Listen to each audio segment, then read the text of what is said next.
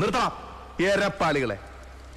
നിന്റെയൊക്കെ ശബ്ദം പൊങ്ങിയാൽ രോമത്തിന് കൊള്ളുകയല്ലേ. നന്ദഗോപാൽമാരാർക്ക് വിലയിടാൻ അങ്ങ് തലസ്ഥാനത്ത് ദില്ലിയിലും ഒരുപാട് ക്ണാപ്പന്മാർ ശ്രമിച്ചു നോക്കിയതാ. നാസിക്കിലെ റിസർവ് ബാങ്കിന്റെ നോട്ടടിക്കുന്ന പ്രസ് ഉണ്ടല്ലോ, കമ്മട്ടം, അതെടുത്തോണ്ട് വന്ന് തുലാഭാരം തൂക്കിയാലും മാരാരിരിക്കുന്ന തട്ട് താണു തന്നെ ഇരിക്കും. മക്കളെ, രാജസ്ഥാൻ മരുഭൂമിയിലേക്ക് മണൽ കയറ്റി വിടല്ലേ. പണമല്ല പവറായാലും അതിന്റെ ഒന്നും മുമ്പ് വീണ ചരിത്രം ഈ മാരാർക്കില്ല. ഞാൻ ഏത് കേസ് വാദിക്കണം, ഏത് ഏറ്റെടുക്കരുത് എന്നുള്ള കാര്യങ്ങളിലൊക്കെ നിർദ്ദേശം തരാൻ നിന്നെയൊക്കെ ഇങ്ങോട്ട് അയച്ച മണപ്പള്ളി ഭാസ്കരനോ പവിത്രനോ ആരായവൻ? ദേവേന്ദ്രൻ അച്ഛൻ മുത്തുപെട്ടരോ?